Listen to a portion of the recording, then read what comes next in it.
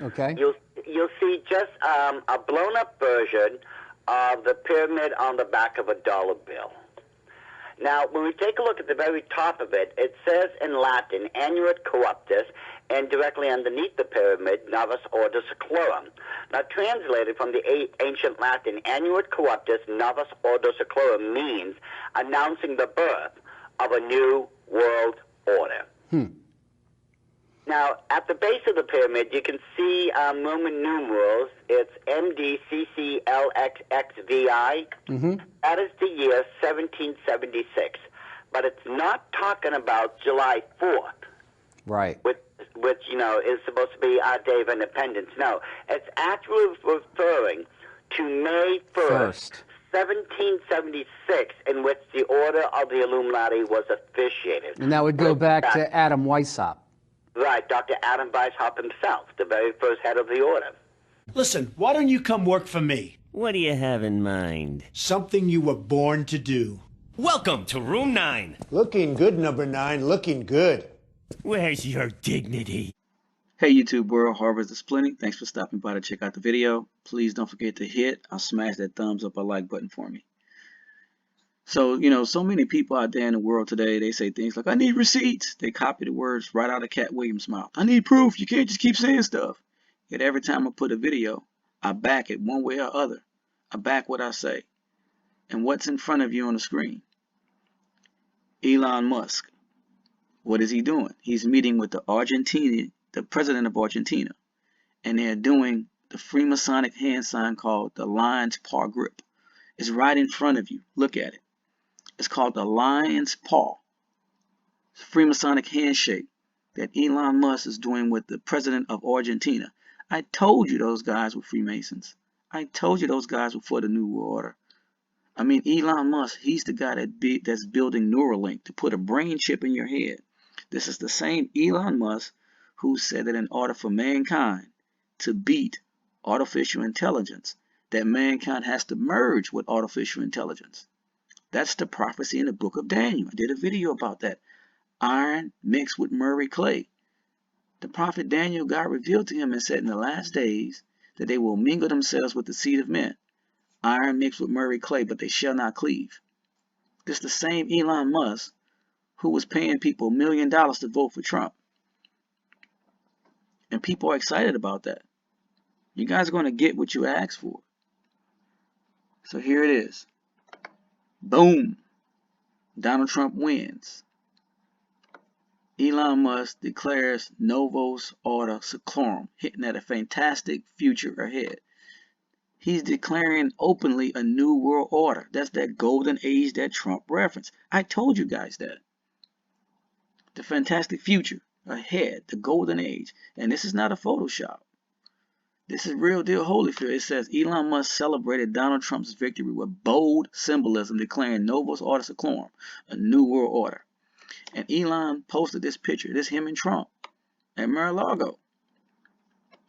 It says Elon Musk declares a new world order. Look at this. This is for the people. I need proof. I need receipts. Here's your proof. Here's your receipts to the mockers and scoffers. Here it is. Elon Musk, Novus Ordo Seclorum. This is from his Twitter site. He posted that. He tweeted that. Also, look at this. I didn't post this. Elon Musk did. The prophecy has been fulfilled. Let me blow it up so you guys can read it. You can see it too. Elon Musk. The prophecy has been fulfilled. Elon Musk is a Freemason, and he's from an Illuminati bloodline family. He knows scripture. He knows exactly what the prophecy says. Look. There go your 666, your 3 6s.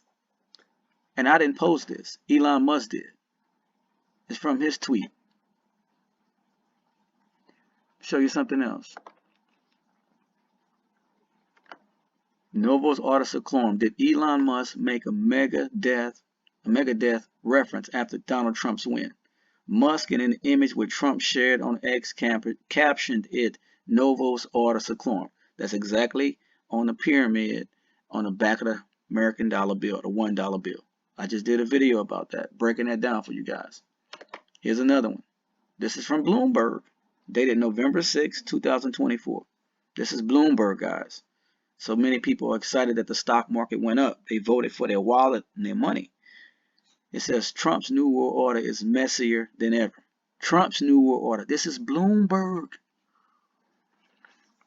I know so many people who said, man, the way I look at the election is who gonna make me the most money. And Trump is gonna make me the most money. And it's proof, because look how high the stock market went up the day after he was elected. People text me that. I have friends and family members who voted for Trump. I have friends and family members who voted for Harris. As you know, I'm neither Democrat or Republican. I vote for Jesus Christ because I know that the Democrats and the Republicans are both two wings on the same New World Order bird. I've said that on every channel I've had. Harvest is Plenty, Harvest is Plenty 2, and Harvest is Plenty 3. And people still don't want to listen and hear what's going on. Prophecy is being fulfilled right before our very eyes. That's what Elon Musk said. Let me go back. Let me go back. Let me go back. Elon Musk. The prophecy has been fulfilled. I didn't post that. Elon did. So if you guys remember when I would break down the $1 bill for you guys, whether it's the pyramidal symbols on the back or the phoenix bird on the back, one of the things I always said was the reason why the eagle or the phoenix bird looks towards the right wing is because it's under a right-wing administration that the New World Order will commence. This is written on the seals of the United States $1 bill. It's under a right wing. That's why the bird looks towards the right wing. This is not anti-Republican or anti-Trump. This is what the Freemasonic seals say, that under a right wing is when the New World Order will commence. And that's why Elon Musk put out NOVUS ORDO SECLORUM, and he said prophecy has been fulfilled. And then he put 666. I didn't tweet that. Elon Musk did. And so the reason why the symbolism, and I've said it before, but I'll say it again, the reason why the symbolism is on the back of the $1 bill and not the 5, not the 10, not the 20 or the 100 is because it goes back to the Bible during the time of Babel. And I've done videos about this in Genesis. During the time of Babel, the people were one people. They were one people, one language, of one mind. They had one mission. Now, God told them, to spread out and repopulate the earth because the flood had just commenced and wiped everything out. But Nimrod, the first king, he said no. And he cobbled all the people together on the plains of Shinar in defiance of God and built a tower so high, he said, if God decides to get angry and flood the world again, we won't drown because we're going to be higher than what the flood waters could be. Nimrod was the first Grand Master Freemason. He gave Masons their charge. They used the 7 sacred sciences that was taught to them by the fallen angels to build the Tower of Babel in defiance against God. So God came down. He scattered them. He created 70 languages or 70 nations and scattered them across the face of the earth. And then he called Abraham out of the nation of Babylon and created a new nation for himself. There was no Israel at that time because there was no Jacob. It was only Abraham. And what the United Nations is trying to do, that's why it's called United Nations, unite the nations back together. They're trying to overturn what God did at the Tower of Babel. Trump is the 9/11 candidate. That's why I put up the video with the sheep in the beginning. The sheep is God's people. And if you're trying to understand what I mean by 9/11 candidate, he was president 45, 4 plus 5 is 9, and he's president 47. 4 plus 7 is 11, the 9/11 candidate. That's why Elon Musk said prophecy has been fulfilled. It's a lot of information I can continue to give you guys and break, this eagle bird down. But I'll wait and come back with more videos. I want to leave you guys with Dr. Walter Veet. Dr. Walter Veet said that, and the video from Dr. Walter Veet was done on November 4th. So it was done the day before the election on November 4th. And what Dr. Veet said was, he said that the prophecy will be more accurately aligned. He's talking about Bible prophecy would be more accurately aligned with with Trump being president than Harris. That's what he's saying in the video that I'm getting ready to leave you guys with. So guys, I love you guys. Continue to pray without ceasing, and may the good Lord continue to bless you and your family. Yes, but let's make it quite clear that we are not taking a position as to who is going to win and why they necessarily have to win. Yeah. We're talking about a prophetic picture. And as Quigley, the Jesuit teacher of Bill Clinton, already said at Georgetown University, that the two parties are not there to change any policies. Yeah. It's just to change the guard to get that done which they want done. Interesting that because how many of the policies that Trump set in that the new government put away? Yes. Not a lot. No. So it is a Hegelian dialectic and a game. And whether the liberal side, so-called, or the other side, so-called, wins, it doesn't matter. Now, purely from a prophetic point of view, I would say that the Trump picture fits the scenario better. But even if the other side wins, I wouldn't be particularly surprised, because it being a Hegelian dialectic, it can come from another quarter, especially if the other side is also aligned in some way to religious And it is. organizations. 100%. Both of the participants claim that they are religious. Yes. For sure. Now, the important thing is the Hegelian dialectic, and as Quigley said, it doesn't matter which party rules. Yeah. Who is behind both policies? And are they both on the same team when it comes to these behind-the-scenes issues? Yes. In terms of Trump, he says he's a Protestant. His wife is Catholic. In terms of the other side of the scenario, Kamala says she's Protestant, and Biden was a Catholic. So, And then, as well with Kamala, there's Judaism as well. She's a Jew. So let's have a look at some of these things. Yeah, let's have a look at this video. The German church thought that they had a religious exemption when it came to standing against evil. They said, oh, we just want to do church. Oh, we just want to preach the gospel. We just want to do evangelism. Well, when evil is rising, the devil also wants you just to do evangelism. And shame on you, because God has called you to disciple your people. He has called you to speak the truth. And when somebody tells you Christians aren't supposed to be political, that's Christian nationalism, folks, that's the voice of the devil, okay? Just to make the point, is there a serious religious aspect to this election? It's amazing. I mean, this was recorded at a gathering of 3,000 pastors and Christian leaders where Donald Trump was talking. So he was presiding there. Yes. And he said that anyone that says that you should not be taking a political stand is from the devil. Well, we've got contradictory statements in the spirit of prophecy. Exactly the opposite. A word to Donald Trump. Mr. President, I speak of the mystery of your life. You were born on June 14th, 1946. From ages past, it was appointed that on that day, a scripture would be recited throughout the world. The scripture that was appointed for the day of your birth spoke of the bringing of God's vessel, a trumpet, into the world.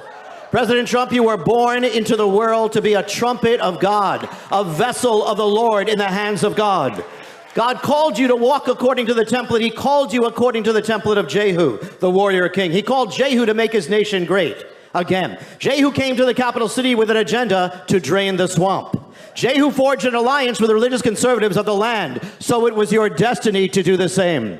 To come to power, Jehu had to prevail against the nation's former first lady. So to come to power, you had to prevail against the nation's former first lady. Jehu overturned the cult of Baal by which children were sacrificed. So God chose you to overturn America's cult of Baal, Roe versus Wade, by which millions of babies were sacrificed. And you set it in motion on a day that was appointed from ancient times to cause a nation to turn away from its sin. There are so many mysteries to your life. But before you were born, God ordained that you would walk into his destiny. Let's ask again, is there a powerful religious aspect to this election? Amazing. And this is prophesying over him. Just as the same happened in 2020, and what happened to those prophecies? He's comparing him to Jehu. Yes.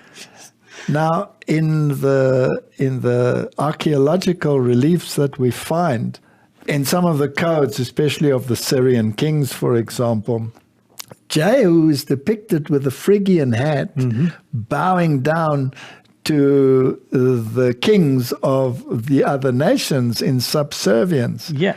And God used him as a stick. Yes, he used him as a stick, but he wasn't exactly exemplifying, what the religion stands for. But interesting that they should call him, Donald Trump, the Trump of God, and portraying him in this way that he would drain the swamp and clean up everything and bring in that change that prophecy says. But it could happen from the other side as well. Yes. Because if the ultra-liberal side wins and there's a backlash from Christianity, the pressure could easily bring about a change, especially since they're so affiliated with the religious sides as well. And Kamala is known that she can change her mind a little bit. Very quickly, yes. When you win, as things come forth, what happens for you in the second term for faith office? What's your administration look like? So, well, first of all, we're going to set that up, and we'll be talking to you and all of the people that we just met and anybody else that you think is appropriate. We'll have, but it's important, and it'll be directly into the Oval Office and me, so we'll do that. No, we have to save religion in this country. I mean, honestly, religion is under threat in this country, serious threat, and we can't let that happen because I really believe it's sort of the fabric of our country. It's the thing that holds our country together. And we can't lose it, and we're not going to lose it. But you are so important. You do such an incredible job, and you keep the country together. And the more powerful you become, the better the country is going to be. So I'm just with you all the way. So as we said, statements like that just fit the prophetic picture perfectly.